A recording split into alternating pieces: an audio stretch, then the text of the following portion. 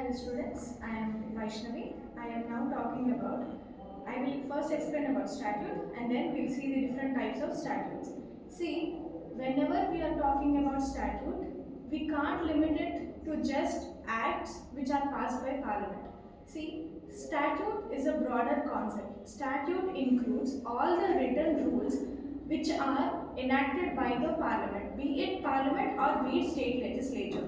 So statute includes all the acts, rules, bylaws, ordinances, constitutional provisions and all the subordinate laws as well.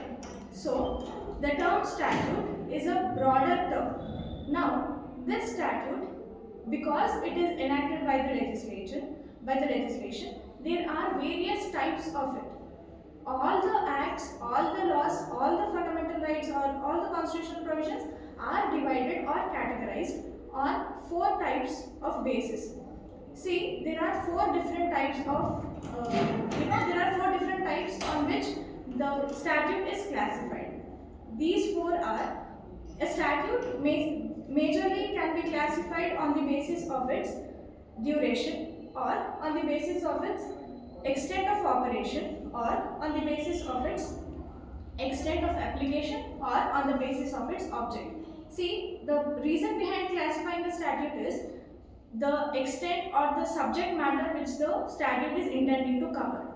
So, if we see the basis on which the statute is being classified, it is easily understood that one statute can be classified or one statute can be categorized in more than one type of in more than one classification. Say for example, our Finance Act is there. Finance Act can be classified as a temporary act. It can also be classified as a taxing act. Now, we'll first understand what is the statute which are classified on the basis of its duration. See, on the basis of the duration of a statute, there are primarily two types of statutes. First one is temporary statute and the second one is permanent statute. See, the names itself denote the extent or denote the duration in which they are applicable. See, by duration, we mean the time or we mean the period for which a statute will be applicable, for which its rules or for which its sections are in force. See, if we talk about temporary statute, the term temporary is enough to understand what it denotes. See, a temporary statute will only be in force until the time that is mentioned in it. See, if we are talking about Finance Act is enacted for each financial year. That means if a Finance Act is enacted in the year of 2023, then it will be in existence until 2024, until the end of the financial year of 2024. So that means if a statute is in existence for only a defined period, that period has to be mentioned in the statute itself. Then if a statute's expiry is mentioned in the statute itself, we will categorize it as temporary statutes. Now, any statute of which the expiry date or which the expiry is not mentioned in the statute, we will categorize them as permanent statutes. Permanent statutes are also called as perpetual statutes because they stay in existence until a new law is passed, until the statute is repealed.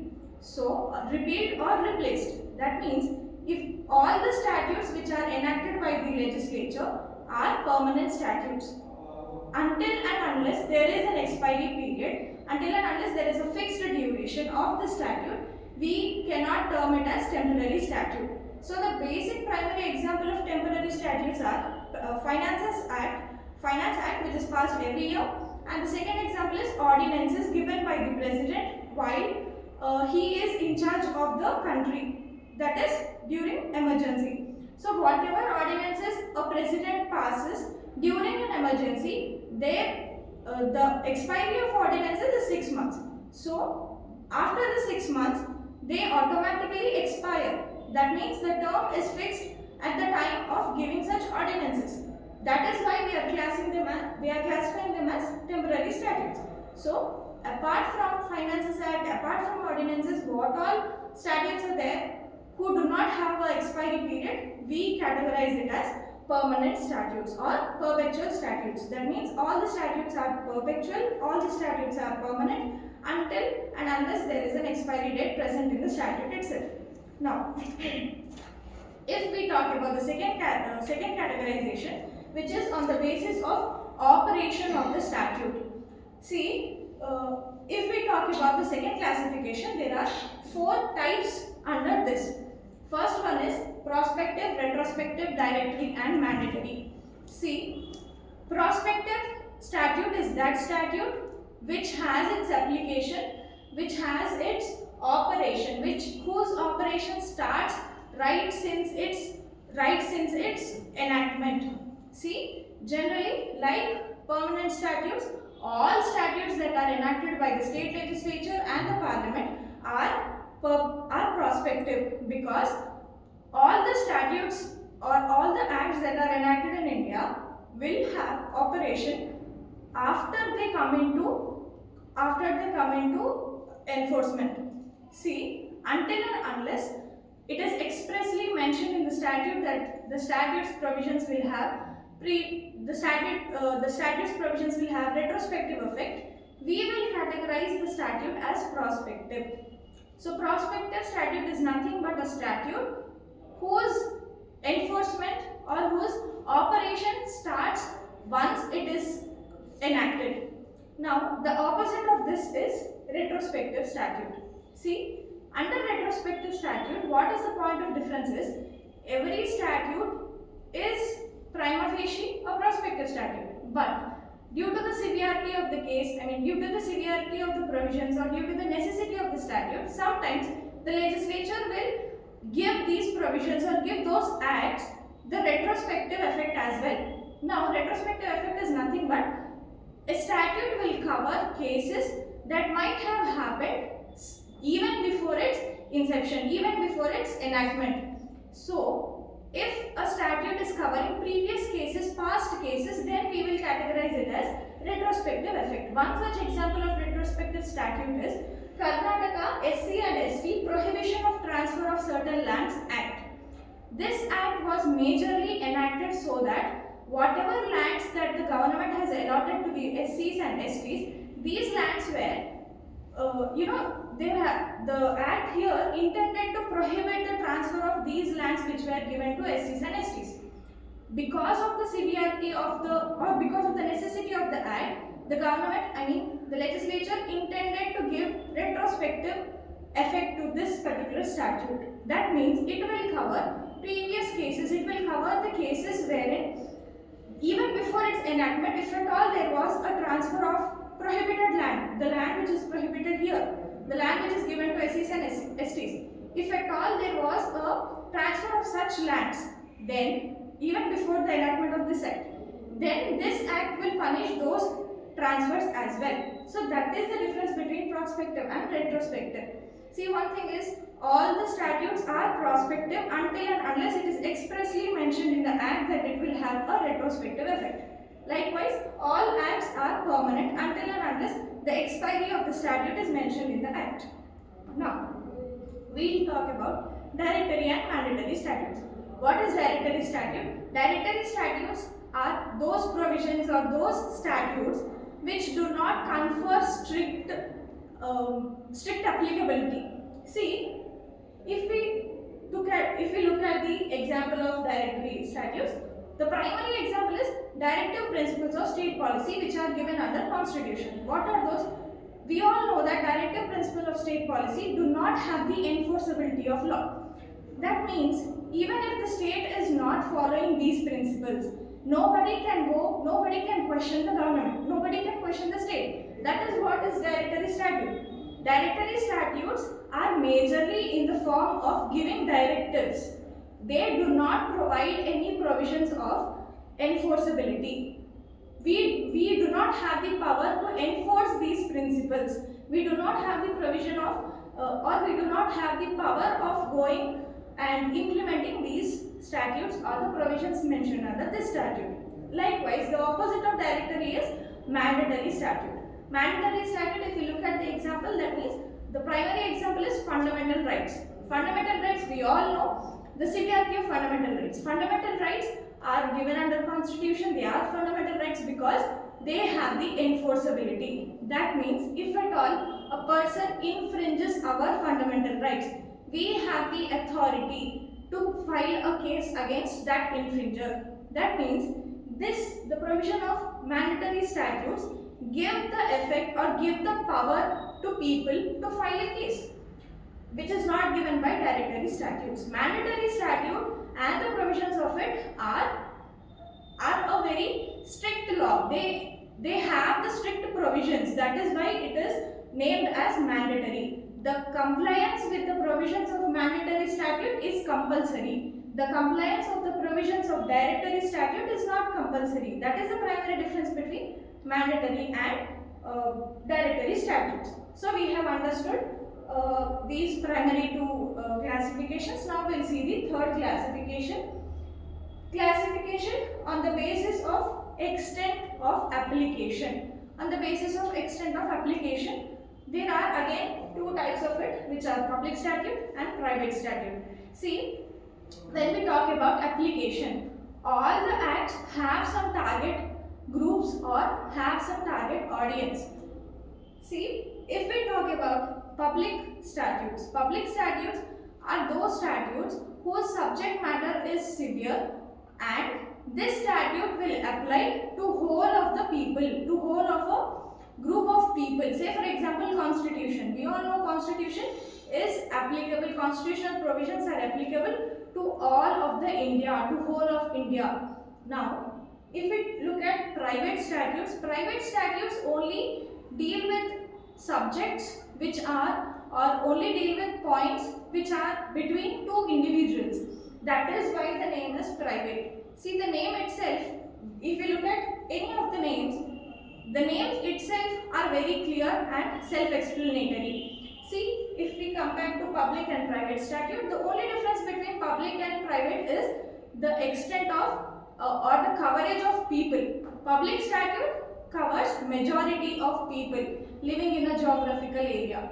Private statute only covers certain matters which happen between two individuals. The primary example of private statute is Indian Contracts Act. Another example is Transfer of Property Act. What are these two acts? These two acts govern the dealings which happen between two people, or say for example 3 people and not more than that.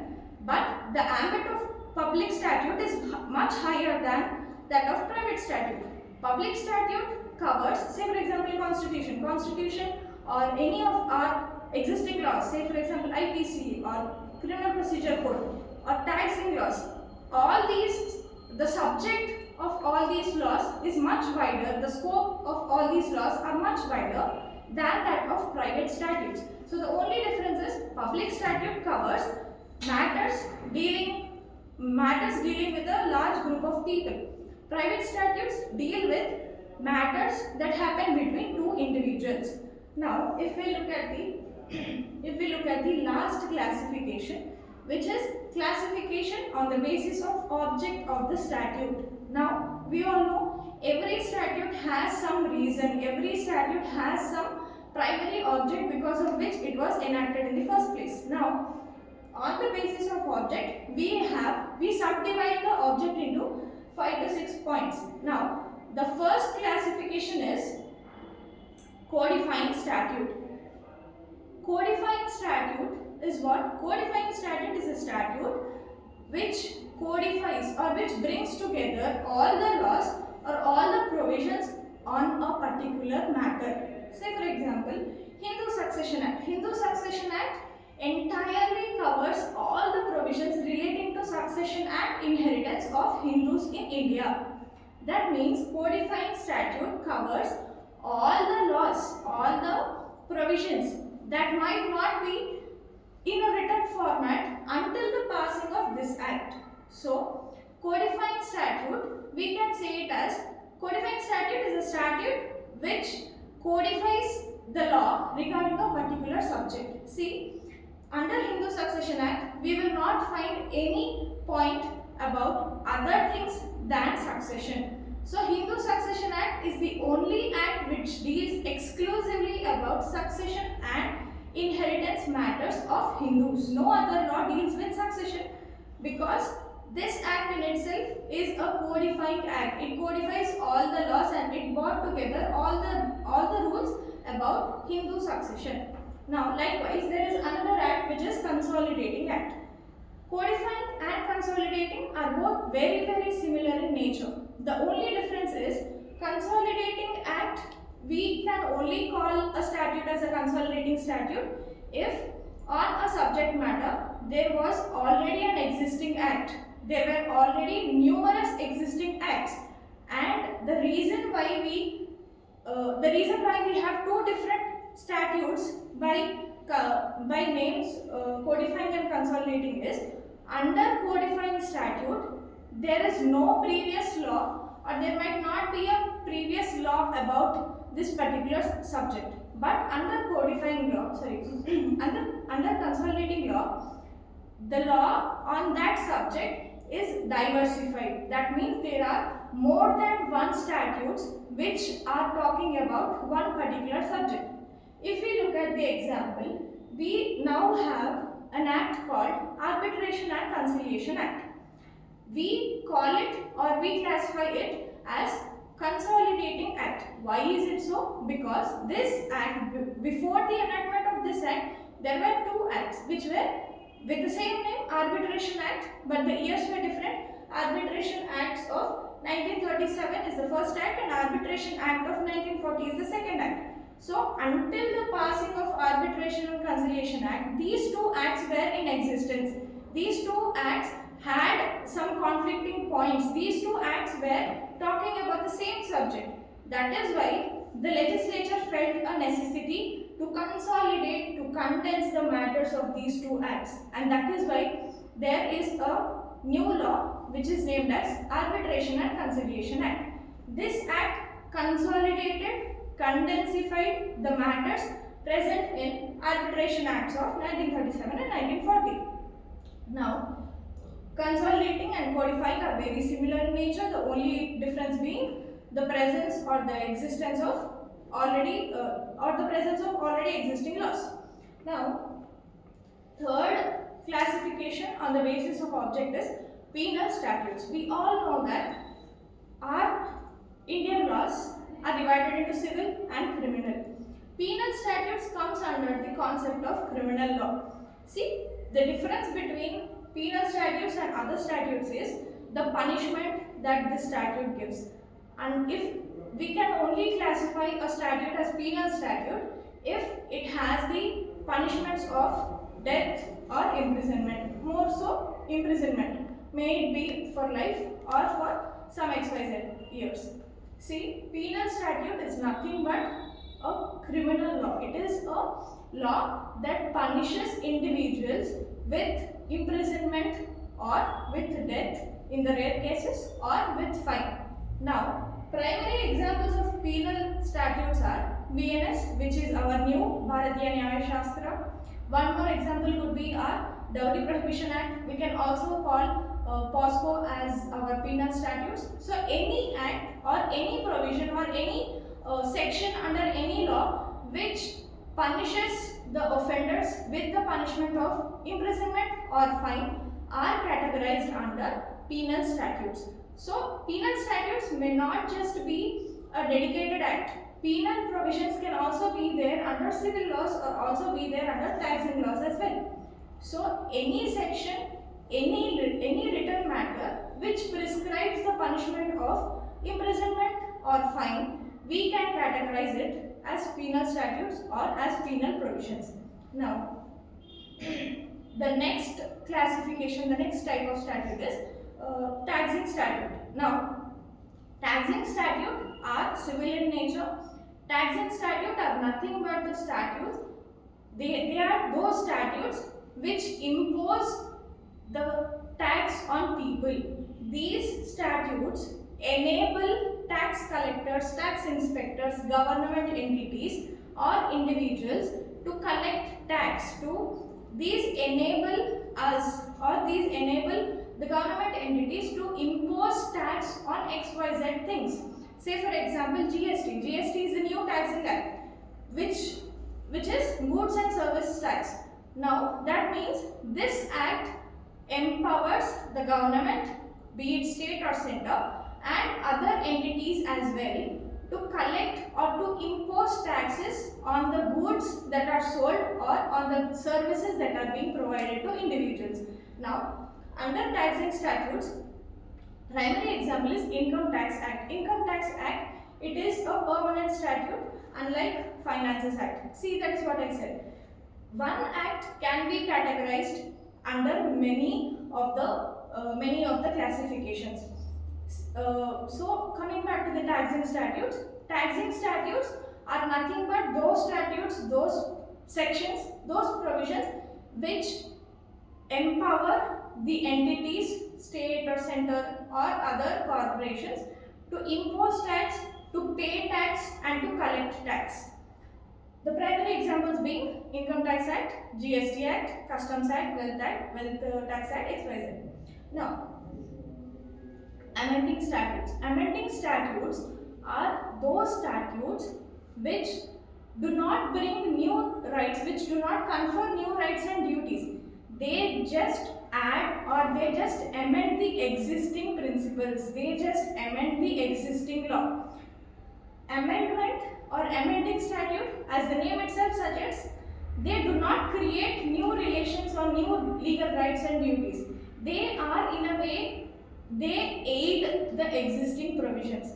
See, one major amending statute is Criminal Law Amendment Act, which was passed in the year 2019. Now, this particular act, what did it do is, it changed or it enlarged the definition of rape.